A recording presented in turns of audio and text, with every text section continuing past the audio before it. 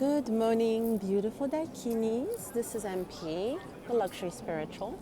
I hope your holidays are going great and that you're living, transforming into the goddess that you're entitled to be.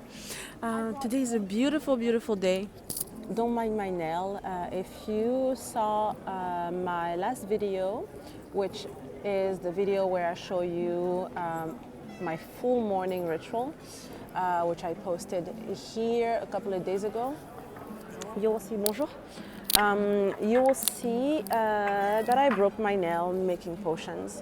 So I have an appointment this afternoon to get it fixed, so don't mind it. And it's a beautiful day. It's actually 27th of December, Tuesday, and this is me eating out. I finished my morning ritual today and I really was craving seafood, which is understanding. Merci. Bonjour, c'est bon? And so I came for lunch.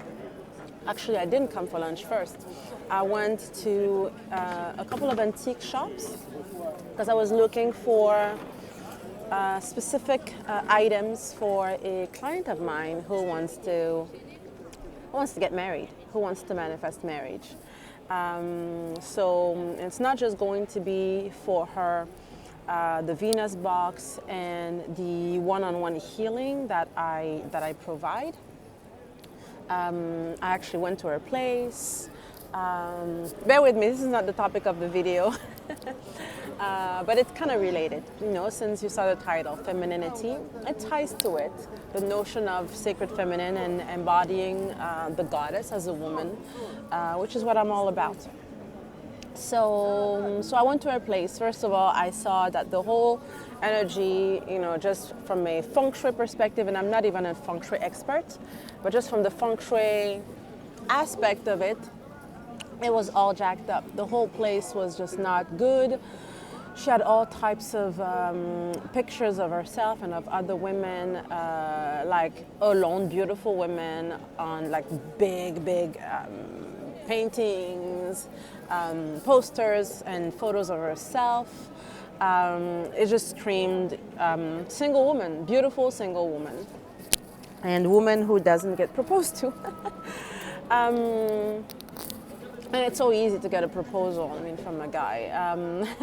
You know, if you do the work, if you apply, you know, not even do the work. If you do the preliminary work to prepare you for it, it's very easy. I told you, for me, you know, when I manifested my proposal, like, you know, I got proposed like 4 times, but one of them, it was within 2 weeks of me like doing, you know, like preparing myself for it. So it is mental, it is setting up your place, it is becoming a bride, basically, spiritually, emotionally, and all of everything that has to do with it. So yeah, I went to her place already, boom, it was bad, just from a feng shui. So I'm actually setting her up with a feng shui expert, a friend of mine, who's going to do her feng shui here. And on her feng shui, like her love and romance corner, on the bagua,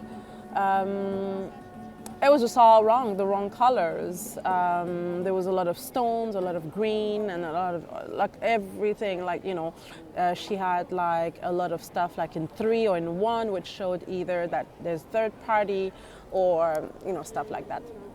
So that's one. We're going to do, merci. We're going to do a yoni, you know, full yoni revival. So yoni steam, and of course Venus smoke. So that's actually what I got at the antique shop. If you follow me on Instagram, I'm posting also stories so that you can see, you know, I post like, you know, stuff that I do, like the potions that I make. I do lives also. If you don't watch my lives, they're literally master classes. So if you're really on the journey of embodying the goddess, transforming your life, and really living this goddess lifestyle, but, you know, not just like a mental, trying to convince yourself, but actually embodying and changing, your energy. Definitely, you need to catch my live. I do lives probably 2-3 times a week when I can, when I don't have too many orders to fulfill, or when I don't have my personal life to live as well. But I always, tell you like either the day of or the day before. I try to say the day before now. I'm getting better at it. But anyways, I'm rambling. So yeah, so I got her an actual vessel, which had a really like an antique French, a marquise couple from the royal court. It's a ceramic bowl. As you know, you never, ever, ever, if you yoni steam, first of all, it's a spiritual process. So you have to make sure that you have done the proper ritual to cut the cord from your past. Anyone you've had encounters with, because when you have intimacy with, with a masculine, with a man, it creates a whole bunch of egregores, Basically, you're making babies like little monsters that linger around your energy, that create triggers, that really reinforce your egos. So that's definitely one thing that you have to do. Also, you have to stop being promiscuous. Okay, no judgment, but just spiritually, it's just too much work, to remove all of these implants that being free and a feminist, bring you, spiritually speaking. Now you do whatever you want with your body. It's your body. But it's a shame, to waste your core energy like doing. Merci. Top. Salad. Merci beaucoup. And this is it. This is my food. Oh. It's cold, so I can actually speak today. And my little instruments to eat my seafood and I think in English you call this Shirley Temple. My Shirley Temple, since I don't drink alcohol. So where was I? So you're supposed to do the preliminary work. So for her, it's going to be the yoni. So I did this part, because when I work for a client, I do everything. It's really a holistic and a complete thing. So we do mental, we do witchcraft, we do craft, healing, we do reprogramming. So the whole mental and the triggers and things like that. So a lot of shadow. And of course, I prepare her body and her yoni for whatever she wants to manifest, for whatever she wants to transform into. And, she wants to transform into a wife, a bride and a wife. So right now it's bridal healing that I'm doing. So, so I got this ceramic, we call it a vaisselier or a bowl that she's going to use for her yoni steam. And I'm preparing the herbs also for her, of course. And I'm giving her a tea that she needs to be drinking every night from the moment we start, so that she can really, it's going to awaken her senses and her intuition and her, her pineal gland is going to be much, just, removing the gunk. Yoni steam, just as a side note.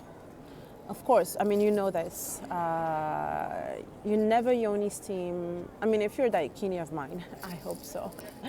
I hope you know this. You don't yoni steam on a plastic material, plastic bowl or anything like this. Traditionally, the way it's been done for thousands and thousands of years, where I'm from, which you can even trace to 15,000 years ago in ancient Egypt already. and which I found also to be done in places like India or in,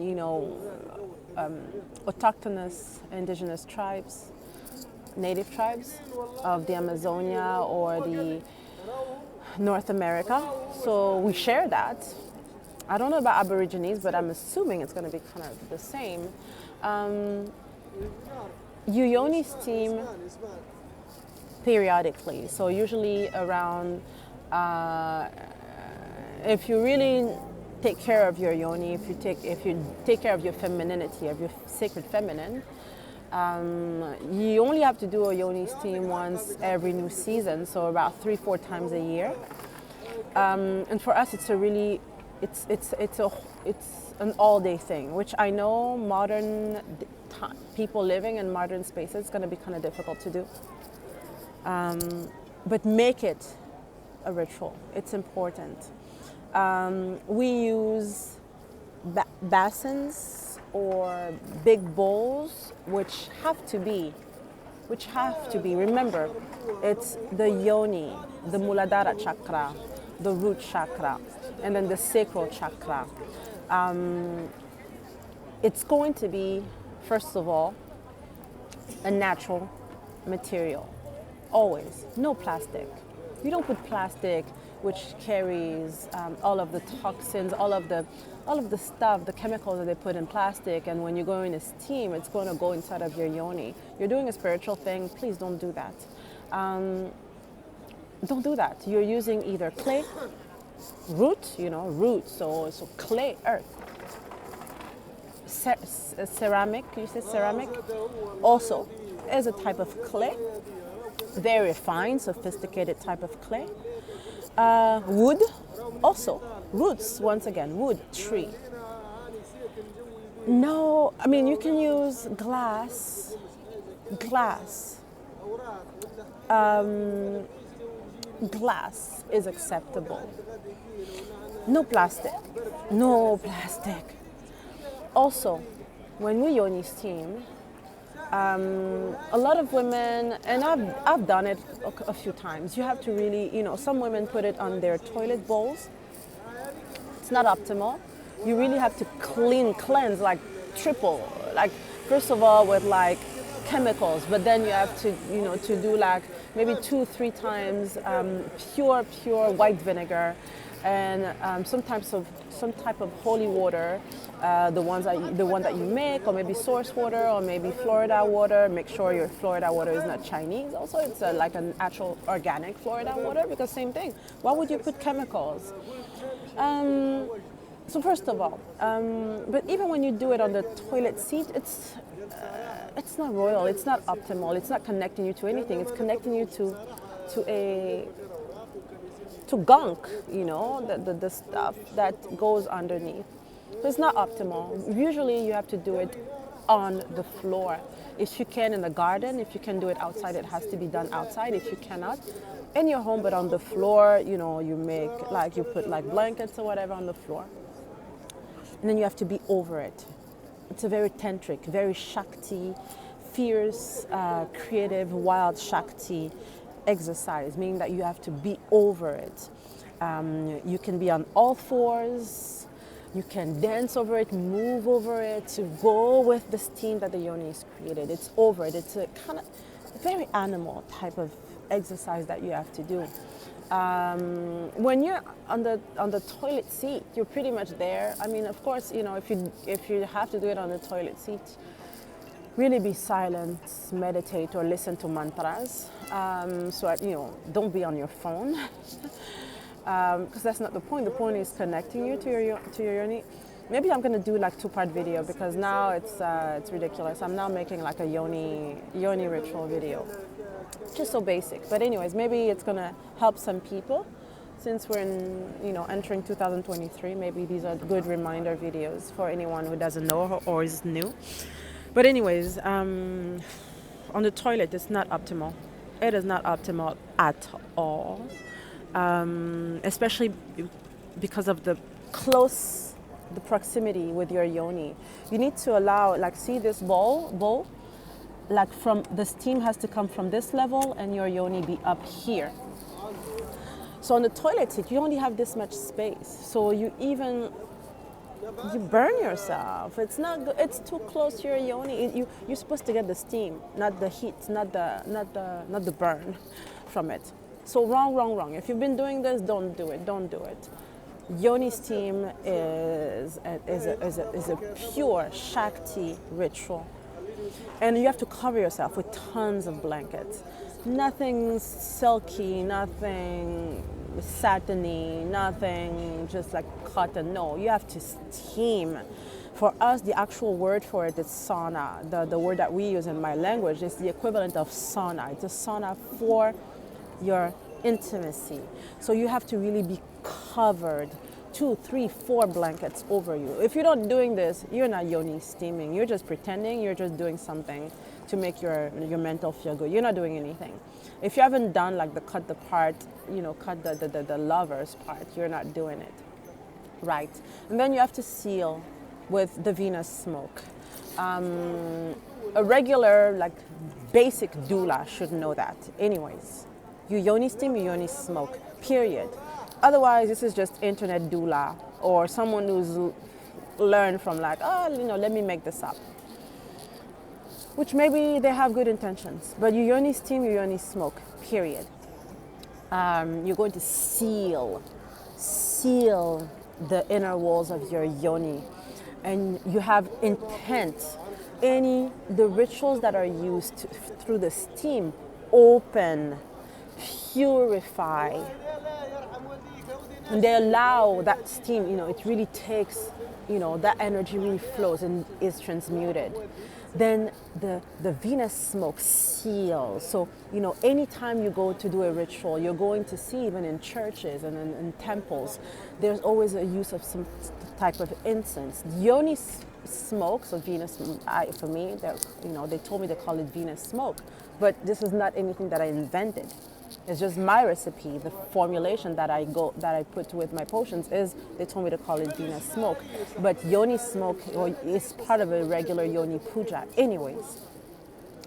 So you have to, seal in. So with that, the notion of the smoke, it has your prayers, it has your intent. So it creates that yoni womb temple that is your temple. So that womb space is the heart of your body temple. So you use that smoke to invade that temple. If you're not doing that, you're just wasting your time. You're just like doing commercial stuff. You're following trends. Sorry to say this to you. I don't know if I'm speaking to anyone particular. I don't know why I'm getting irritated by it. So I'm probably speaking to someone who's been doing it wrong and who should not waste their time, their money. Do it and do it right. So anyways, this is what I'm doing for my beautiful Daikini client, and we're going to set her up for her potions. Her potions, of course, are done custom. Same potion, same trinité. So it's still Erzuli at the clitoris, Lalita the right ovary, and Oshun at the left ovary. Except that because she wants married, she's ready to be a bride, we're specifically targeting her mantras. So her mantras are going to be Parvati. Parvati for sacred union, of course. Parvati. She starts with her Parvati. And Parvati is going to bring her commitment, devotion from her partner, starting with devotion from herself. Parvati mantra. And then we're moving on to 2 mantras, Kamdev mantra and Rama mantra. So making her irresistible. Lord Rama is making you irresistible. And it ties to the topic of today's video, which really wasn't. I just wanted to talk to you about why I went to the antique stores. But anyways, it may help someone. So Parvati mantra, Kamdev, like cleansing and making that sexual energy potent with Lord Kamdev, a masculine energy, a masculine god, masculine lord, and Rama mantra, also another masculine. It's making her potent to being a bride. And I'm going to add also, like, this is something that I do separately, which I'm going to do separately for her. I'm going to do offerings to Parvati, of course. We're continuing on the offerings to Oshun, Oshun, Zuli, and Lalita, which is what she does on her end. But I'm doing Parvati offerings, puja, and also another goddess who deals specifically with marriage and things of that nature, goddess Karyani. So this is what I do on my end, and that's what she does. My work is really whole, complete, and that's why you pay me what you pay me, right? So on the topic of today's video, we're going to talk about femininity. And really it's a reminder, anyone who know my teachings and who know of the toxic archetypes of women, when you're not manifesting a man of influence, when you're not manifesting a stable relationship with a provider, a man is really there to serve you, but not in a toxic way, not as an exploitative way. A man who's naturally a masculine and you a feminine. What does it mean to be a feminine? Feminine energy is creative. The feminine energy is poised. The feminine energy is soft.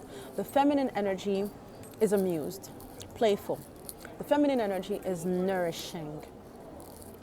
The feminine energy is naturally catering to the masculine, but in a soft way, not in a what I talked about. When I talked about the toxic caregiver archetype, where you do something for someone, you get depleted of your energy, and you don't get anything in return, and you ask why am I a victim? Why am I not serving me? Why am I attracting bad relationships?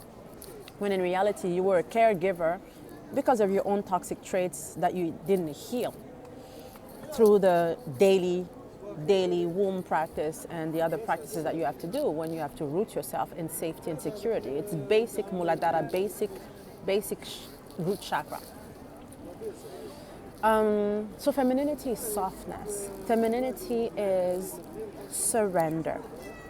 And that's a word that a lot of women that I talk to have an issue with because they don't know what it means, especially because Western women have a tendency to be on their masculine, very masculine traits because they have to get a job and sometimes take care of themselves, and sometimes they have toxic situations in their families, which is everyone.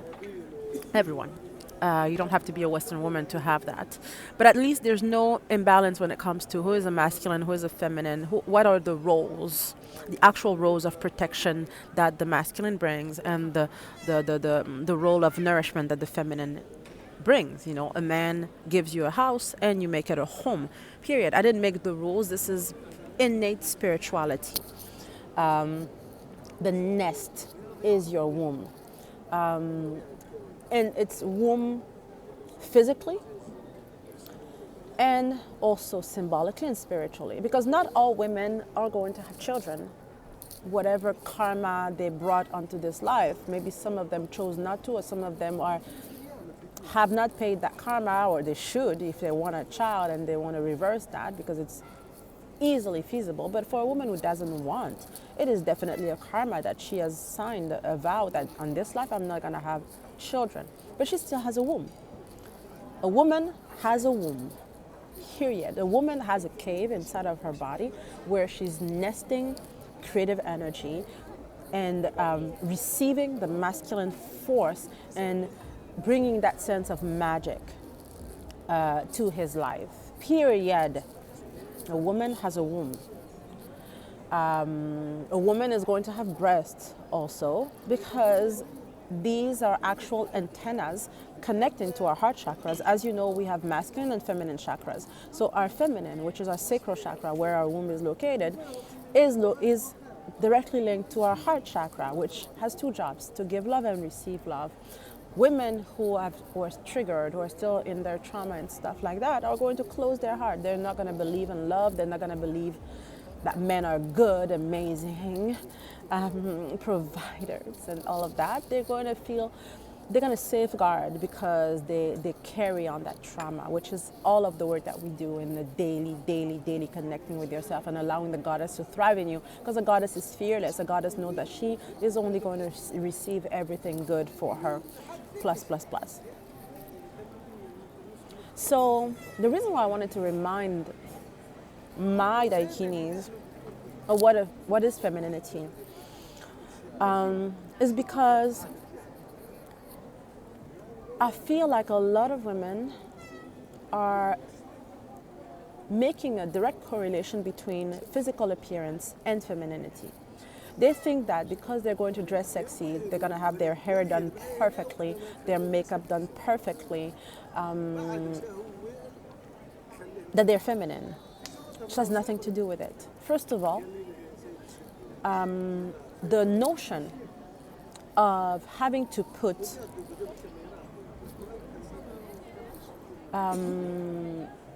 something on you to attract is a pure masculine trait. If you look at peacocks, the peacocks, just having this example because, you know, I'm a daughter of Oshun, so of course the peacock comes to mind immediately. But if you look at the peacock, the male peacock is obviously 1,000 times more beautiful, aesthetically speaking, compared to a feminine peacock.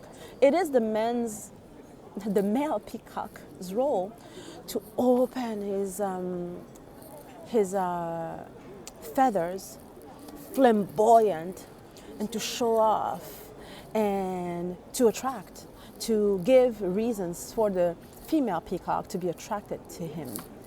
So when a woman is extremely sexy, sometimes even extremely beautiful, but not in a natural way, but in a superficial way, tons of makeup, aesthetically perfect, it denotes, it shows a masculine trait, which is actually why innately a lot of men who are really in their masculine are going to be turned off by being in a relationship, in a committed relationship with a woman who's too artificially beautiful, who has too many artifacts. Of course, women, especially living in the goddess space, are going to have embellishments, but it's always spiritually tied to their mission. For example, I've always had nails. I've always had nails since I was forever. My daughter is 12, 13. She has nails already. It is part of us. It is part of, I mean, maybe you've heard this story before. For me, it was what I was told from the get-go. And having as, you know, one of my spirit animals, the Sphinx, out of one, this is the one I can tell you about. I was told from the get-go, you need to have nails. When I was crowned Oshun, that was the first message that Oshun said, keep your nails long at all times. So it is for you an embellishment, but for me, it is part of my mission. It was always that, and I just got the confirmation, you know, on that instance, but I always knew it because no one had to tell me that the Sphinx was my one of my spirit animals. I didn't need anyone to tell me that with the work that I do, with the what I know, like, for so many years. So it's going to be an embellishment. I don't do it to attract anyone. I do it because it's me. I love it.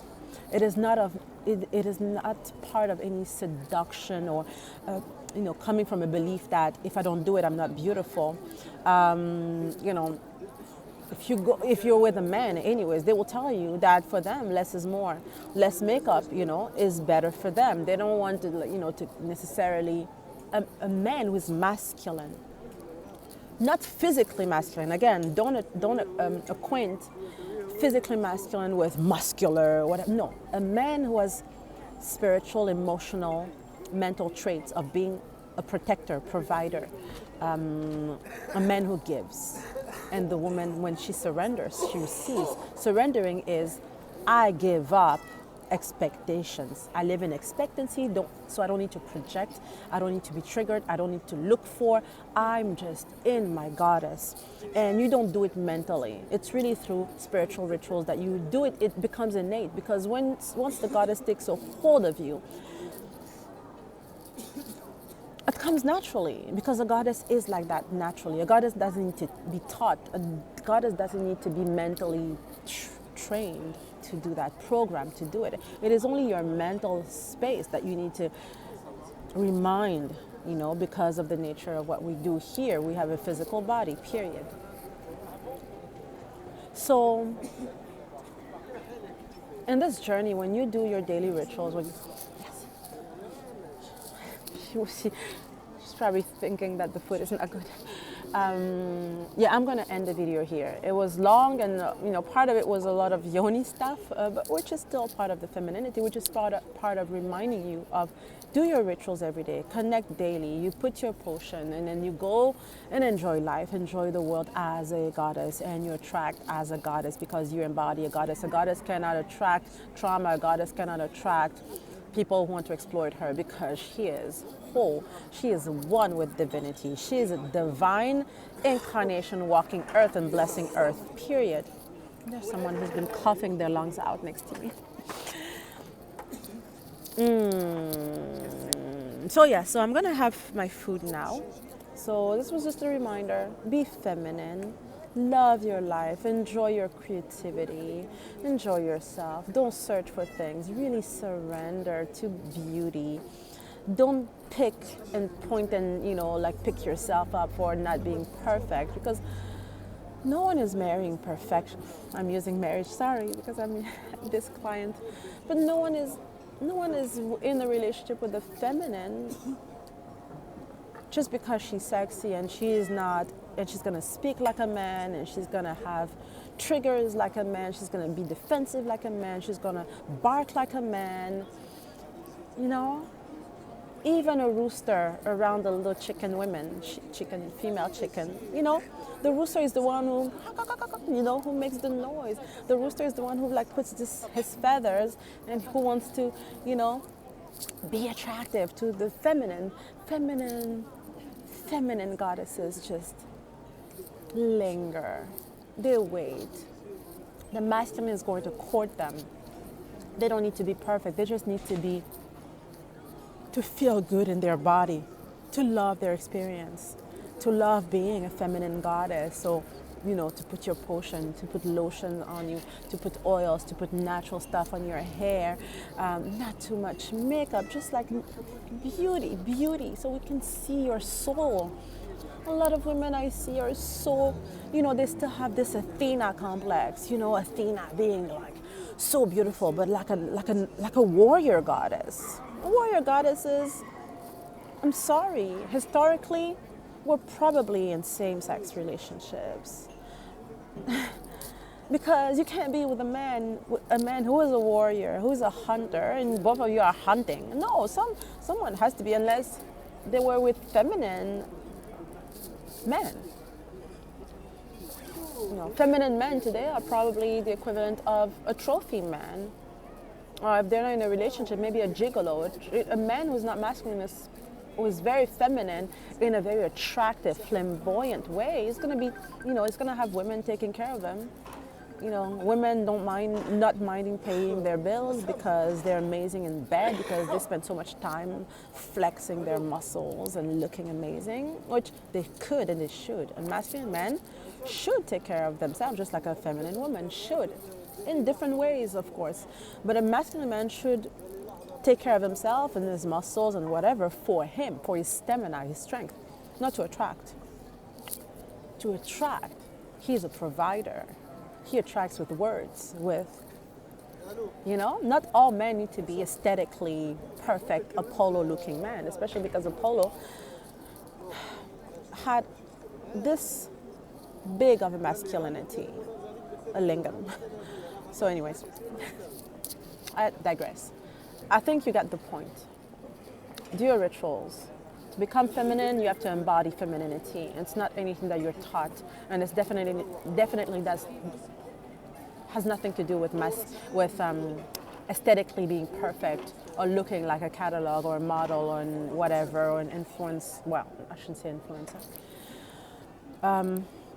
But yeah, it has nothing to do with perfection and, either being too sexy, which means you still have the toxic vixen archetype. You need to heal that. Or you're still in your Athena mode, combative, perfect, law firm woman with the perfect hair and the perfect thing. And then she talks over men. And you're Athena. Fix that. And you only fix that by connecting to your womb, allowing the goddess to thrive in you. Okay? I love you. I'm going to fix this nail so you won't have to see it through this video, but the message of the goddess is more important. It doesn't matter. Actually, we're creative. So maybe this nail wanted to show that imperfection is beautiful as well. Okay, you're beautiful. You're beautiful. You're beautiful. You are beautiful. You are beautiful. Okay, manifest lavish imperial opulence.